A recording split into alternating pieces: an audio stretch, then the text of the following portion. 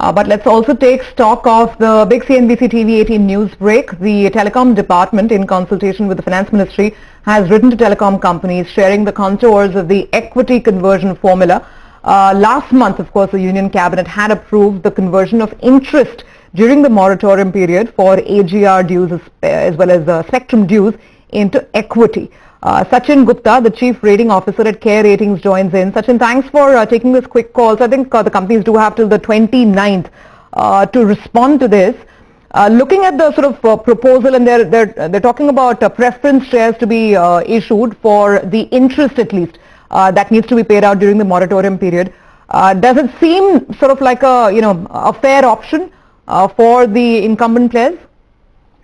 I think the key thing to note here is that they've also given some kind of a formula for determining the value of this equity conversion. Now, what it means really, and the formula they're talking about is the prevailing share price prior to the scheme being launched. So September 15th is when it was launched, and the dilution will happen at a price which is prior to that. So that, essentially, it gives a clarity to the telecom players as to, what, because they will have a sense of what kind of an interest amount is due. And now they will be able to do the calculation as to how much dilution it will lead to. And that, I think, will allow them to take the fair call, whether it makes sense. It will vary from player to player. For someone the dilution could be less, for someone the dilution could be high. And I think that has given full data points. And they do have 90 days. Actually, by 9th of October, they have to give the first input as to whether the moratorium is being availed or not. That is point number one, which I think everyone will take. It's a 4-year moratorium. People don't really have that much of liquidity. So that's one. Second point, which is the whether the interest, which they will kind of not pay during those 4 years and it will get accumulated, and that has to be converted into equity. For that, whether they want it or not, they have there is another 90 days given. So I think during those 90 days, the players will get a chance to kind of evaluate and then take the right call. So what does this mean for some of these listed players? I mean, of course, we do know that Vodafone Idea, Airtel have over 42,000 crores that is currently locked in litigation. But what do you see as the way forward?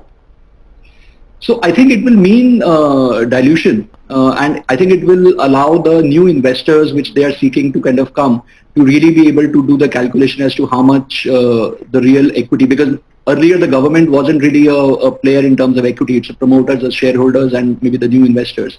Now there will be the government also in some ways is taking claim for that equity. And the key thing, as I said, is that the price is based on prior time, not really 4-year hence kind of a pricing. That would have been very different.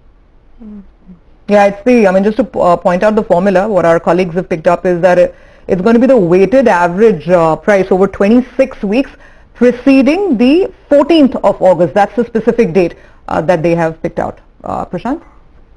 Okay. So, just a question, Sachin, on this, till the numbers are worked out and we know exact, dilution, who needs to sort of forego how much.